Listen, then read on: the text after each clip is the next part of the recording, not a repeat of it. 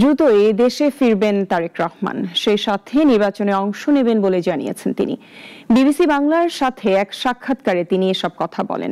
দীর্ঘ এই সাক্ষাৎকারের প্রথম পর্বে আগামী নির্বাচনে দলের কৌশল, আওয়ামী লীগের রাজনীতি ও দলটির নেতা কর্মীদের বিচার, দেশে নির্বাচন কেন্দ্রিক রাজনীতি সহ সমসাময়িক নানা বিষয়ে বিএনপির অবস্থান তুলে ধরেছেন তিনি।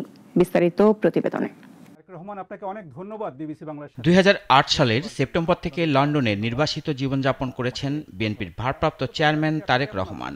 দীর্ঘ 17 বছর পর তিনি প্রথম কোনো গণমাধ্যমে সাক্ষাৎকার দিলেন। কথা ঠিকই বলেছি। দীর্ঘ প্রায় 2 দশক পর বিএনপির ভারপ্রাপ্ত চেয়ারম্যান তারেক রহমান কেন কোনো গণমাধ্যমে সাক্ষাৎকার দেননি? দেশে কবে ফিরছেন? দেশের বর্তমান পরিস্থিতি সহ নানা বিষয়ে কথা বলেন। একটা আদেশ দিয়ে আমার কথা বলার অধিকারকে বন্ধ করে দেওয়া হয়েছিল। নির্বাচনের পূর্বেই দেশে ফিরে তিনি জনগণের সাথে নির্বাচনে অংশ নেবেন বলেও জানান। কিছু সঙ্গত কারণে হয়তো ফিরাটা হয়ে ওঠেনি এখনো, তবে সময় তো চলে এসছে মনে হয়। ইনশাল্লাহ দ্রুতই ফিরে আসব। আমার সর্বোচ্চ চেষ্টা থাকবে, ইচ্ছা থাকবে, আগ্রহ থাকবে। সেই প্রত্যাশিত নির্বাচন জনগণ চাইছে, সেই প্রত্যাশিত নির্বাচন যখন অনুষ্ঠিত হবে জনগণের সাথে, জনগণের মাঝেই থাকবো ইনশাল্লাহ। নির্বাচন এবং রাষ্ট্র গঠন বিষয়ে বিএনপি জোট কিভাবে এগুবে সে ব্যাপারেও দলের অবস্থান ব্যাখ্যা করেছেন তারেক রহমান। নির্বাচনে জয় পেলে নিজে প্রধানমন্ত্রী হবেন কিনা বা দলের চেয়ারপারসন নির্বাচনে অংশ নেবেন কিনা এ প্রশ্নেরও উত্তর দেন। আমাদের সাথে যে রাজনৈতিক দলগুলো আছে তাদের সাথে পরামর্শ করে সকলের মতামত নিয়ে আমরা 31 দফা দিয়েছি। কারণটি হচ্ছে যে দলগুলোকে আমরা পেয়েছি আমাদের সাথে রাজপথের আন্দোলনে, আমরা চাই সকলকে সাথে নিয়ে রাষ্ট্র পুনর্গঠন করতে, সকলের মতামতকে সাথে নিয়ে আমরা রাষ্ট্র পুনর্গঠন করতে চাই। যেই প্রত্যাশিত জনপ্রত্যাশিত যে নির্বাচনটি অনুষ্ঠিত হতে যাচ্ছে, ওনার শারীরিক সক্ষমতা যদি অ্যালাউ করে ওনাকে, নিশ্চয়ই উনি কিছু না কিছু ভূমিকা রাখবেন।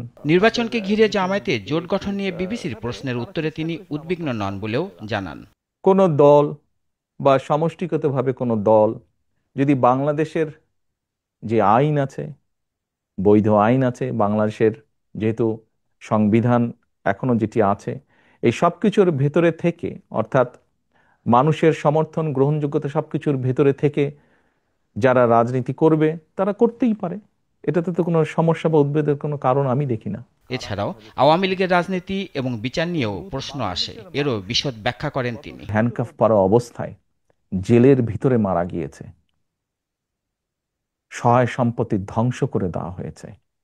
এই সকল অন্যায়, এই সকল হত্যা, এই সকল নির্যাতনের জন্য যারা দায়ী, যারা এসবের হুকুম দিয়েছে, তাদের প্রত্যেকের বিচার হতে হবে। এটি প্রতিশোধের কোনো বিষয় নয়, এটি ন্যায়ের কথা, এটি আইনের কথা। প্রায় 44 মিনিটের পুরো সাক্ষাৎকারটিতে তিনি পরিমিত ভাষায় সাবলীলভাবে প্রতিটি প্রশ্নের উত্তর দিয়েছেন। সাক্ষাৎকারের দ্বিতীয় পর্ব আগামীকাল প্রচার করবে বিবিসি বাংলা। নির্বাচিত একটি সরকার, রাশেদুল কাদির, নাগরিক, ঢাকা। মনোভাব সেটি গুরুত্বপূর্ণ নয়।